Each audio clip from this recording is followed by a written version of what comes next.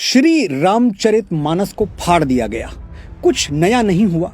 ग्रंथों को नष्ट करना जालिमों और बेवकूफों दोनों के लिए जरूरी हो जाता है। सन 1199 में बख्तियार खिलजी ने नालंदा कैसे फूंका था, ये गूगल कर लीजिएगा। एक ढूंढेंगे 100 कहानियां मिलेंगी जहां लोग तीर, तलवार, तोप और बारूद से नहीं, किताबों से घबरा गए। इस बार निशाने पर हैं गोस्वामी बाबा तुलसीदास। क्यों? क्योंकि उन्होंने श्री रामचरितमानस में लिख दिया, ढोल गंवार सूद्र पशु नारी सकल ताड़ना के अधिकारी। दलितों और महिलाओं का घोर अपमान कर दिया बाबा ने, और अपमान हुआ है ये समझने में हमको 400 साल लग गए। बड़ा लेट रिएक्शन आया। धक्का 400 साल पहले दिया, गिरे अब। मैं बाबा तुलसीदास में अटूट श्रद्धा रखता हूं, लेकिन वो तो पूरा देश रखता है। 150 को छोड़ दीजिए तो कौन है जो बाबा का भक्त नहीं है। लेकिन आज मैं बाबा को एक श्रद्धालु की तरह नहीं, एक राइटर की तरह अप्रोच करूंगा और आपको बताऊंगा कि क्या उन्होंने ये चौपाई लिखकर गलत किया। अब बाबा होते तो मेरी जरूरत नहीं थी। सोशल मीडिया से लेकर प्रेस कॉन्फ्रेंस और प्राइम टाइम तक हर जगह अपनी सफाई खुद पेश कर देते और बात साफ हो जाती। लेकिन बाबा सशरीर है नहीं, इसलिए मुझे ही बोलना पड़ेगा। सिर्फ 2 मिनट मुझे गौर से सुनिएगा, ढोल गंवार का पूरा सच आपके सामने आ जाएगा। ऊपर वाला रॉन्ग हो सकता है, लेकिन डोंग कभी रॉन्ग नहीं होता। बचपन में तहलका फिल्म देखी थी जिसमें अमरीश पुरी साहब ये डायलॉग बोलते हैं। तो क्या फिल्म के राइटर्स कहना चाह रहे थे कि डोंग सचमुच ऊपर वाले से बड़ा है? नहीं भाई, ये तो एक विलेन ने बोला, और विलेन तो वही बोलेगा जो उसका कैरेक्टर है, उसका चरित्र है, यानी गलत बात बोलेगा। इसे फिल्म के राइटर का विचार नहीं माना जा सकता। पॉइंट यही है, जब फिल्म के डायलॉग उसके कैरेक्टर के विचार हैं, राइटर के नहीं, तो फिर श्री रामचरितमानस में खलनायक समुद्र के विचार बाबा तुलसीदास के विचार कैसे हो गए? श्री रामचरितमानस एक प्रबंध महाकाव्य है, जैसे नॉवेल या फिल्में होती हैं।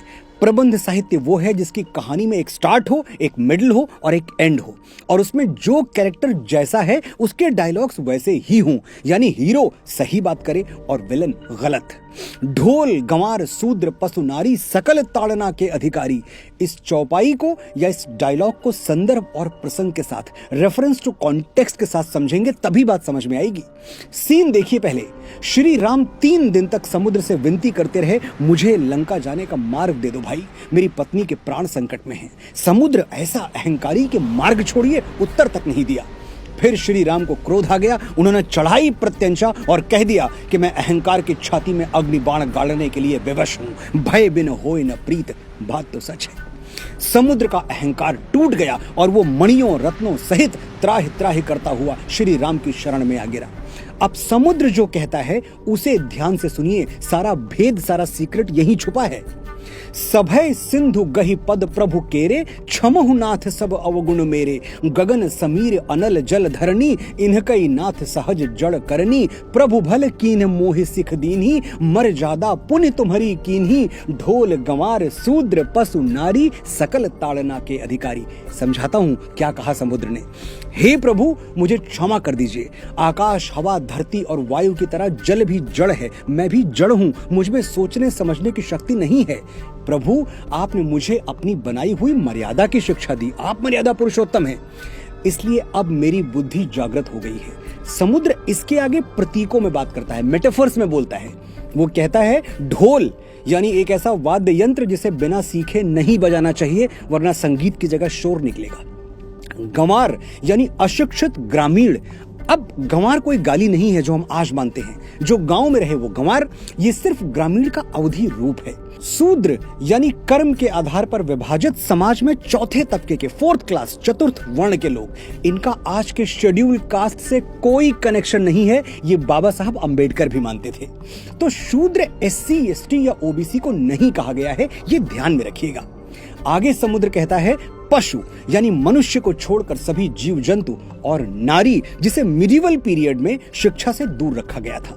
आपने जो शिक्षा मुझे दी है उस पर इन सब का भी अधिकार है। ढोल गंवार सूद्र पशु नारी, इन सबको ये शिक्षा मिलनी चाहिए जो आपने मुझे दी। समुद्र के ऐसे विनीत वचन सुनकर श्री राम उसे क्षमा कर देते हैं, और फिर समुद्र के ही परामर्श से नल और नील समुद्र पर संसार का सबसे प्राचीन सेतु बना देते हैं, जिनके पत्थर इतिहास के अथाह सागर पर आज भी तैर रहे हैं। अब आप ही बताइएगा, ढोल गंवार सूद्र पशु नारी सकल ताड़ना के अधिकारी, ये श्री राम के थॉट्स हैं या गोस्वामी तुलसीदास के? दोनों के नहीं, ये विचार 100% 100% समुद्र के हैं और किसी भी एंगल से गलत नहीं है। जरूरत है सिर्फ खुले और साफ मन से एनालाइज करने की, सोचने की, समझने की।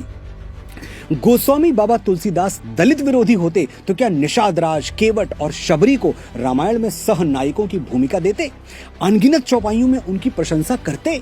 और यदि वो नारी विरोधी होते, नारी कहा मैंने, ध्यान दीजिएगा, औरत नहीं।